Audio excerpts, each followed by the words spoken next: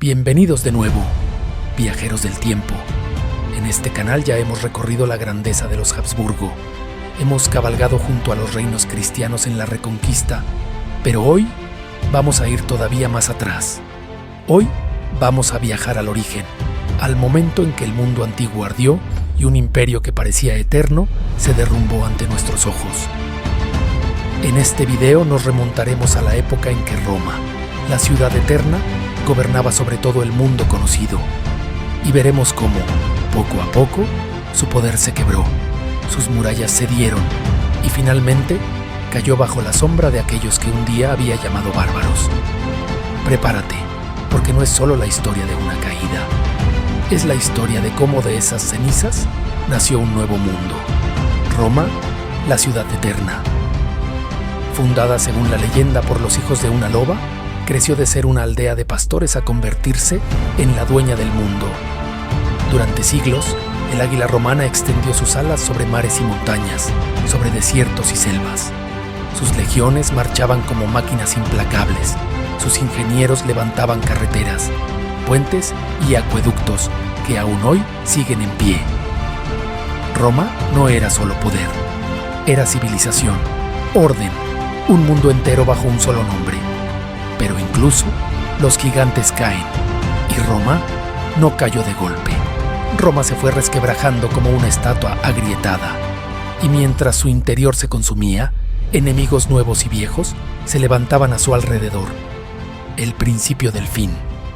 El Imperio Romano había alcanzado una extensión inmensa, desde el Atlántico hasta Mesopotamia, desde las arenas ardientes de Egipto hasta las montañas heladas de Britania. Pero ese tamaño que era su gloria, también era su maldición. Gobernar tanto territorio exigía un ejército enorme, una administración compleja y un tesoro inagotable. Pero el tesoro ya no era inagotable. Los impuestos asfixiaban a los ciudadanos, las tierras se despoblaban y poco a poco Roma ya no podía mantener a las legiones que defendían sus fronteras. Las guerras civiles consumían la fuerza del imperio. Emperadores se sucedían uno tras otro, asesinados, derrocados o manipulados por generales y burócratas. Y mientras Roma se debatía en su propia decadencia, sus enemigos observaban. Roma los llamaba bárbaros, una palabra que significaba extranjero, inculto, salvaje. Pero eran mucho más que eso.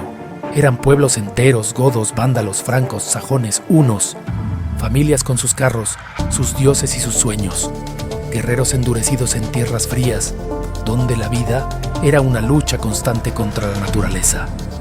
No eran ejércitos contratados, eran pueblos en movimiento.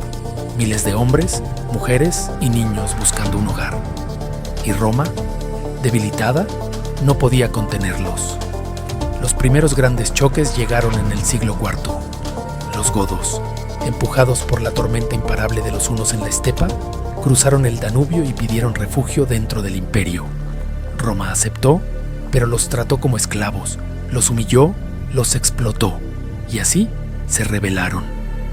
En el año 378, en la batalla de Adrianópolis, ocurrió lo impensable. Una legión romana fue aniquilada. El propio emperador Valente cayó en la lucha. Los bárbaros habían demostrado que Roma podía ser vencida en campo abierto. El mito de invencibilidad había terminado. El saqueo de Alarico. Con el tiempo los visigodos encontraron un líder. Alarico, un caudillo astuto, implacable, que entendía que para obtener respeto había que desafiar al corazón mismo del imperio. En el año 410, Roma fue sitiada. Imagina el miedo. La ciudad que había conquistado el mundo ahora estaba cercada. Sus habitantes, acostumbrados al lujo, murieron de hambre tras sus murallas. Y finalmente las puertas se abrieron. Por primera vez en 800 años, Roma fue saqueada por enemigos extranjeros. Las casas fueron incendiadas, los templos saqueados, las calles inundadas de gritos y sangre. El eco de aquel saqueo recorrió todo el mundo antiguo. Si Roma podía caer, nada era seguro. Pero la tragedia no terminó allí. Otro pueblo, los vándalos, cruzó Europa entera. Atravesaron Germania, Hispania y al fin llegaron al norte de África, donde fundaron su reino. Desde Cartago los vándalos construyeron una flota que se lanzó sobre el Mediterráneo, como lobos sobre un rebaño. En el año 455 regresaron a Roma. Otra vez la ciudad fue saqueada. No hubo piedad. El imperio, que en otro tiempo había sido invencible, ahora era juguete de quienes llamaba bárbaros. Y en medio de ese caos apareció la figura más temida de la antigüedad, Atila, rey de los hunos.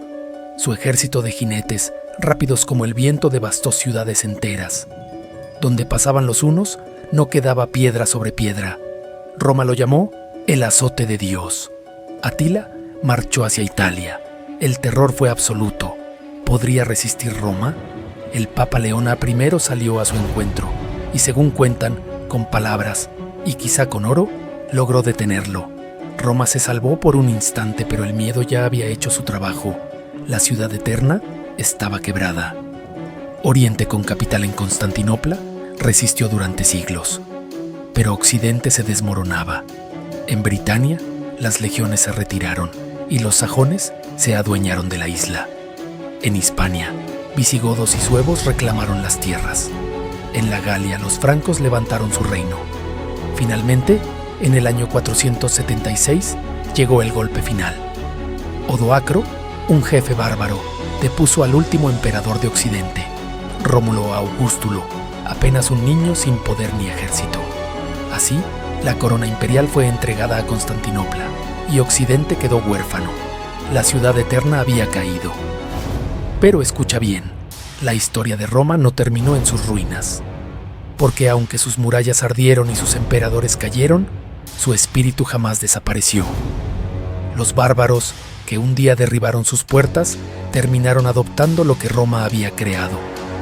Sus leyes se convirtieron en el pilar de la justicia medieval. Su lengua, el latín, dio origen a idiomas enteros: español, francés, italiano, portugués, rumano, lenguas que hoy hablan cientos de millones de personas. Su fe, el cristianismo, se expandió más allá de las fronteras y marcó el destino de Occidente.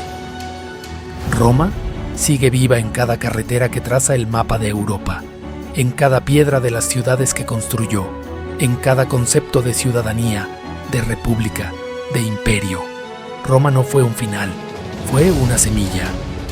Y de esa semilla brotaron reinos, naciones y sueños de grandeza que aún hoy nos acompañan.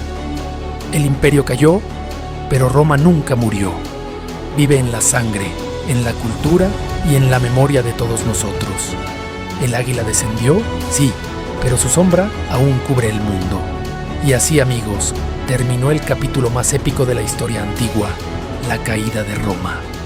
Un recordatorio de que incluso los imperios más poderosos pueden tambalear, pero también de que las ideas son más fuertes que cualquier ejército. Si te ha gustado este viaje a través del tiempo, no olvides dejar tu like, suscribirte y compartirlo con quienes aman la historia tanto como nosotros. Porque la historia no está muerta.